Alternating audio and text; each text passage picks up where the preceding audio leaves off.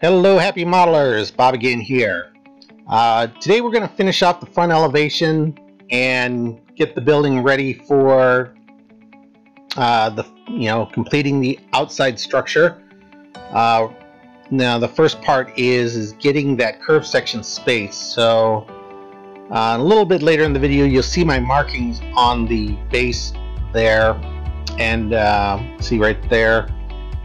And so in order to get that centered, I had a piece of square that was just the right size. If I glued it on to the left here, it would evenly space the little arc there in that within the pencil marking you can see up in the upper corner here. So the next thing to do was to build or start cutting out some plastic for the awning part of the curved section.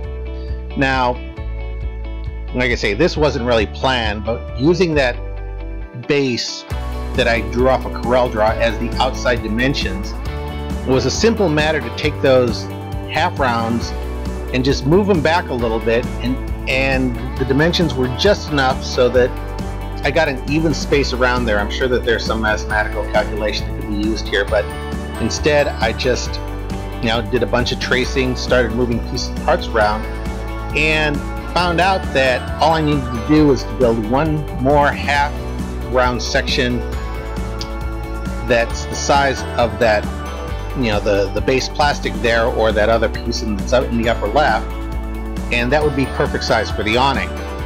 Again, this was just something I kind of figured out along the way. And about here I should probably mention that this was a very fiddly process. A lot of cutting, a lot of sanding. This was probably a good hour and 20 minutes worth of video shoved down to 5 minutes. So this basically makes it a highlight reel.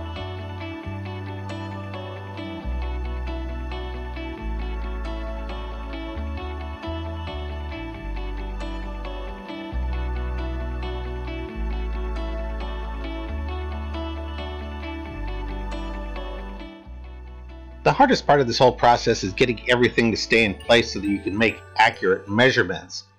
And this led to another happy accident in order to solve that problem.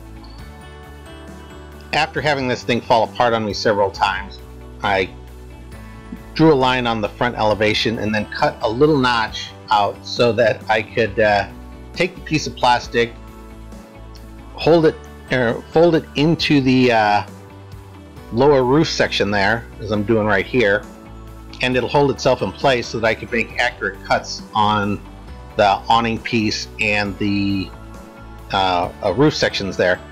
And it turned out turned out to be invaluable for the rest of the process in order to finish up the details on the front elevation, and as a matter of fact on the roof later in a future video.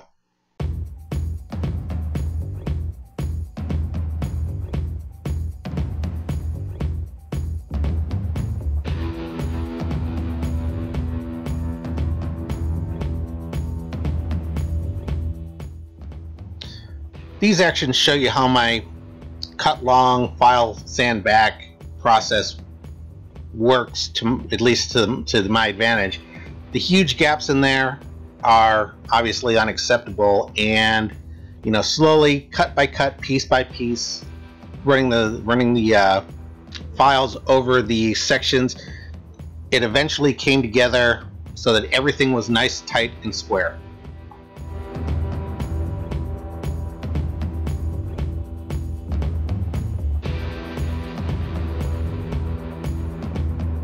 So with everything holding itself in place, it was real easy to mark the roof for the upper awning.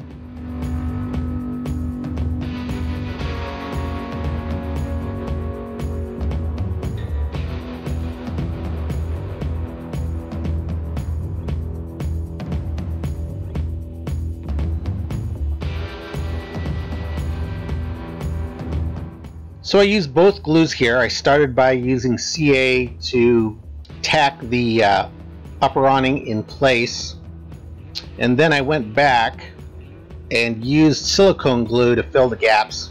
This can also be done with gap filling glue or filler, whichever works for you best. given what this is and its location and the other details that are going to go on here, thinking ahead of this, I sort of knew that this isn't going to be highly visible. So, you know, once the paintable glue is in, dried, and painted, that line will become invisible.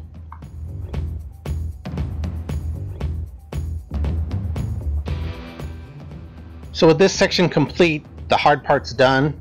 The rest of this is mostly just a bunch of straight cuts, which you'll see moving forward.